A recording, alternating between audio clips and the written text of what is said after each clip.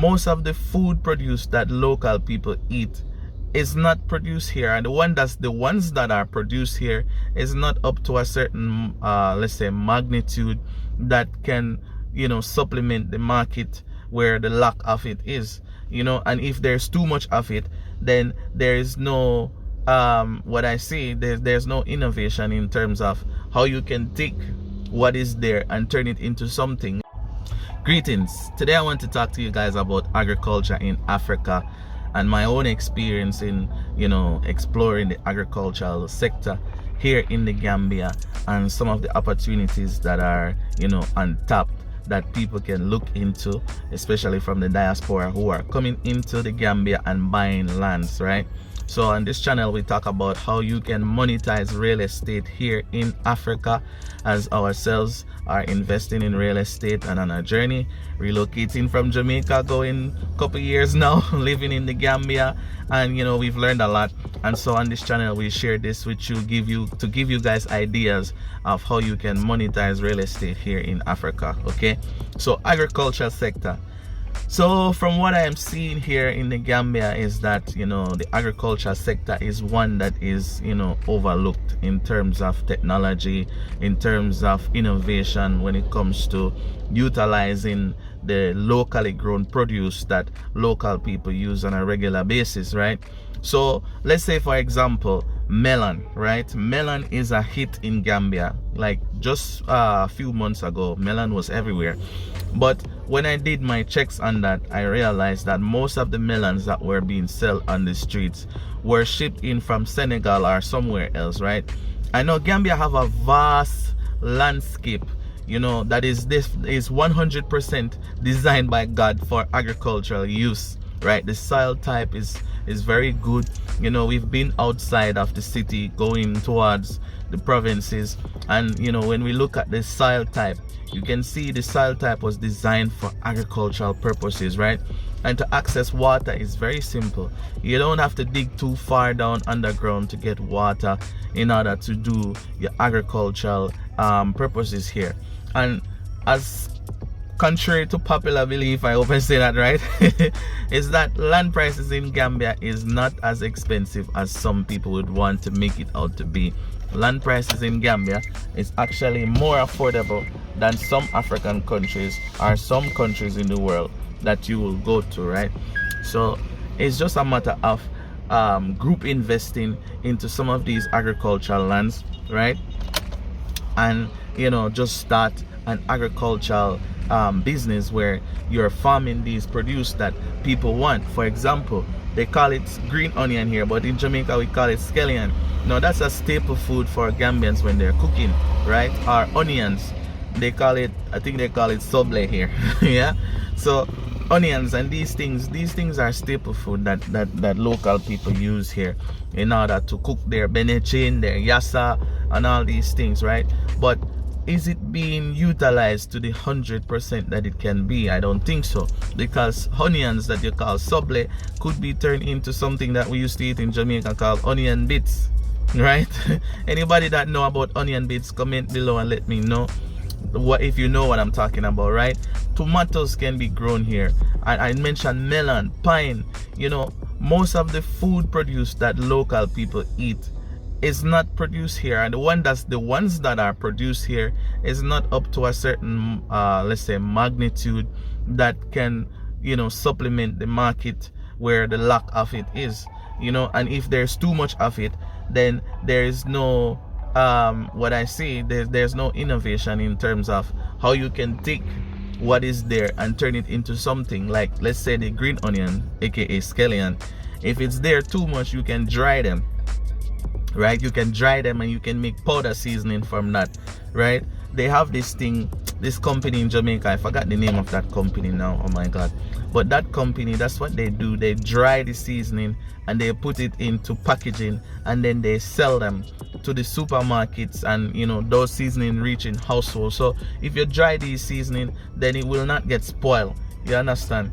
So the loss of money invested into growing it will not go to waste, right? It's just that if you're looking at the agricultural sector, you have to look from it from a monetization standpoint, look at the advantage and the disadvantages of it, and see how best you can weather the storm, for lack of better words, right? So the agricultural business sector here in Gambia is, they say it's one of the biggest thing, but it's still, from what I see, underutilized to a certain extent, where there's too much opportunities that are being left on the table when it comes to the agricultural sector here in the Gambia, right? So for all those people who are buying lands in the Gambia and they're saying, okay, what can I do with this piece of land? Should I buy it? If you buy a piece of land, let's say 10,000 square meters, which would be around 2.5 acres of land, they call that 100 by 100 here in Gambia. That land size is enough to do what I'm talking about. If you have a land size like that, you can definitely, you know, go and do something like let's say 3 months crop. Let's say 3 months crop. So scallion, which they call green onion here, is a 3 months crop, right? Wanjo is, I think, is a 3 months crop. Melon is a 3 months crop. Just crops that you can keep on rotating the crops on it, and you don't even have to do too much in terms of like doing concrete structure and, you know, whatever. You just need a borehole and a local made fence. And you also need to understand that most people in the provinces of Gambia, they are actually farmers already. So you can create employment through these agricultural ventures that I'm talking about, where you get the local people who understand how to do you know, agriculture, and basically just employ them to, you know, come and clear the land for you, you know, watch over the crops for you, work with you, and help to take them to market. You understand what I'm saying? But you don't have to do it alone. You can do it as a group effort, because many people want to do it by themselves, and that's the problem. That's why their businesses are failing, and that's why when they invest, they don't see any returns, right?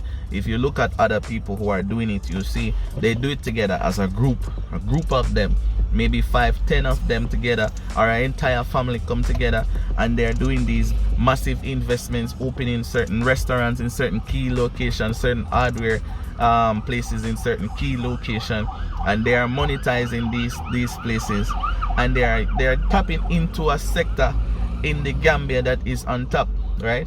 And the more people come to the Gambia to live, is the more they're going to need access to what I am talking about, right? So these are some of the things that I've seen on the ground. Shout out to everybody who's trying to make an effort to tap into the agricultural sector here in the Gambia, because food is life. Food is the staff of life, not just water, right? You need food. And they have a saying where they say, whoever control your food control your life. So make sure you control your food. So for everybody or anyone who's thinking of what should I invest in the Gambia or Africa, food. Everybody needs food and water. You know, if you check across the world, you'll see water shortage is becoming a big problem, where in Gambia you can dig 4 or 5 meters in the ground and get fresh water that you can drink without filtering it. It's like that, right? This is something that I did myself in the community called Pirang. When we go to Pirang to check in on our people there and the community people, we go to the local pipe and we drink water there, and it don't do us anything. You understand what I'm saying? So now can you imagine if you are bottling these waters somehow and, you know, putting them on the market for, you know, fresh from the earth of Africa?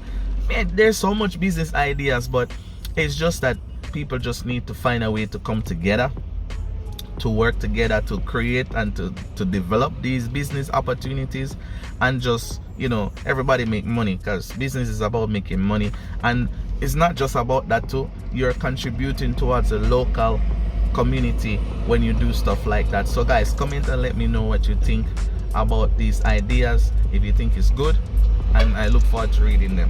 Nice. From my garden. Your backyard, guys. Wow, guys, backyard garden. This is nice, that. This is nice. You do this in your backyard. This is dope. Oh my god. Backyard gardening. Look, you see? At the back, that's cabbage. That's cabbage right there. And that's bitter tomato. And that's scallion, aka green onion. Woo. This is corn. This is all done in backyard, guys. Backyard gardening. So you can do it. It's very simple. If you have a piece of land, you can do this and feed yourself, feed your family, or go to the market. What do you say?